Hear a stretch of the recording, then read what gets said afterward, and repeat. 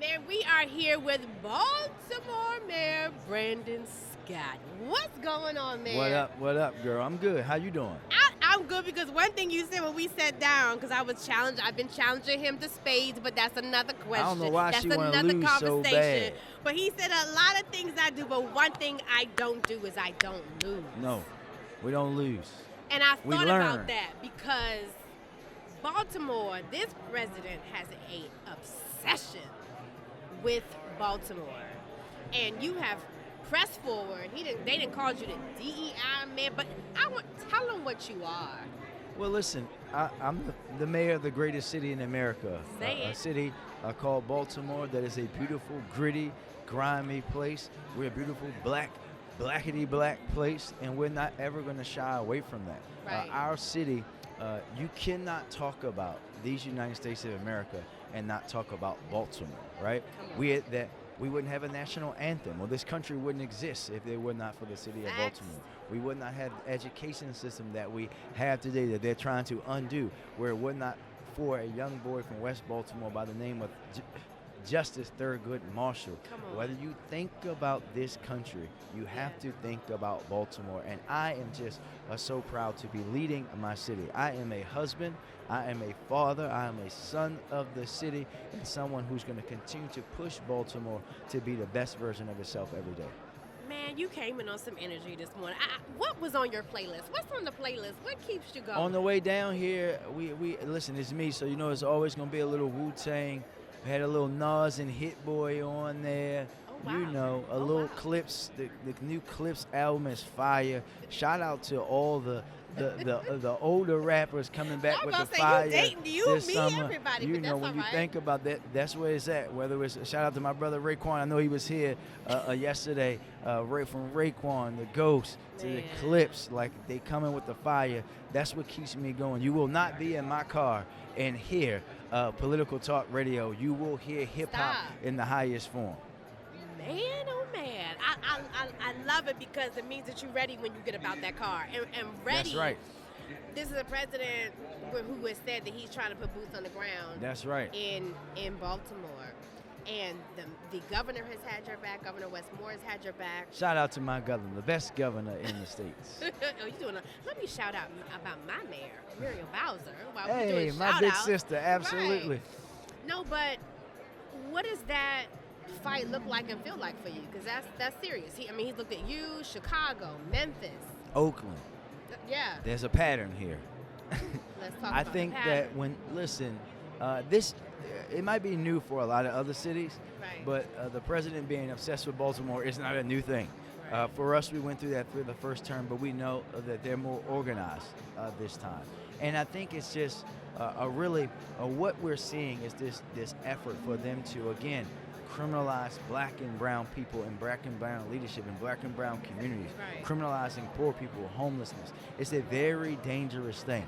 But the irony is that they're doing it at a time when our cities are safer than they have been in decades. For my city in Baltimore in particular, we have the fewest amount of homicides through any September the 25th on record. Why now? Why not during his first term when we had the opposite, right before I got into office? It's about them also tagging on to the success that they're seeing us having, Right. because we're having it in a way that they do not believe in. They do not believe that gun violence is a public health issue, and we're attacking it through a public health lens. We're saying that, yes, we have to have our law enforcement officers out there arresting gun traffickers, arresting people who kill people, who rob people, who carjack people, all of those things. But we also going to invest into community violence intervention. We're also going to be focused on who we work on during law enforcement through focus deterrence for us as group violence reduction strategy. We're also going to invest into our young people in our communities. We're going to have hospital-based violence responders. We're going to go after gun companies, just like we've done with Polymer 80. We're going to go after gun stores, just like we did with Hanover Armory in Anne Arundel County, right? We're going to hold everybody responsible. They think that the only way to produce public safety results is to solely lock up any and everybody they don't like, any and everybody that's poor, anybody that's black or brown. And we've been done it the right way in partnership, right? In partnership with myself as the mayor, the commander-in-chief of my police department, our state's attorney in Baltimore, our attorney general of Maryland, and ironically, our federal law enforcement partners, and most notably the community. We are not going to be distracted from that work. We're going to stay focused on driving down violence and ignoring the noise, while also just being prepared for if and when they decide to do something. Let's talk about that. The if and the when they decide. What are some of the strategies? And I know you probably can't put everything out here, because I believe sometimes black folk, we got to work in the dark. That's right. It's the Underground Railroad right now. I know that's right.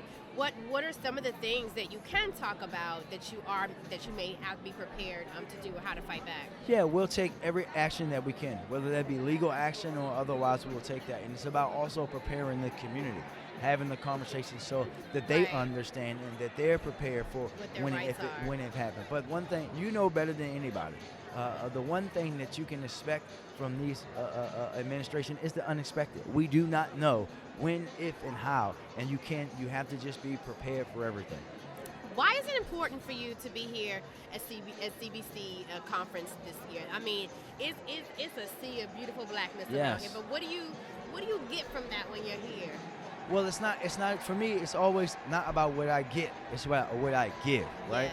And for so many folks are talking to me about their cities. You have myself and my brother and sister mayors who now are leading the fight against reducing gun violence, and in many places leading the fight against the pushback against the ridiculousness coming out of Washington, D.C. But it's also about showing and giving people hope, giving people ideas, giving people best practices. That's why we're here. And then, of course, working with our great federal representatives. For me, I know I'm spoiled. I don't. Everyone else has to travel to see their congressional people all the time. I talk to mine every single day because we're here. Important. But we have to do that work as well. And it's about making sure that we, in this moment, that we show people that all of our leaders, whether they're community organizations, elected officials at the local, state, or federal level, are not going to shrink. You cannot shrink in this moment. You cannot hide in this moment. You have to be louder. You have to be bolder. And dare I say, you have to be blacker in this moment to make sure that people know what you stand for. Because he is coming for black leadership all over this country. Lastly, when I see you, I love the youth, the energy, the impact that you're having. What do you say to someone who's watching that needs to be civically engaged? And you're like, guess what? You can be doing the same thing for your city. Encourage those who may be seeing this interview to get in the game. Yeah, listen, my uncle always said, you either do politics or it does you. That's the reality, right? I heard that a lot as a young man. Yeah. And it doesn't matter. Whatever issue matters to you the most in your city, in your county, in your town, you can be a part of that change now. Yeah. If find an organization, join. If not, create the organization yourself. There are best practices out there. Apply pressure to your local officials. Meet with them. Try to convince them that these things can be brought to your city or your town, and then also engage everyone. But especially for the young people, they don't have to wait. I came to City Hall as an unpaid intern at the age of 23, and now I'm the CEO at 41.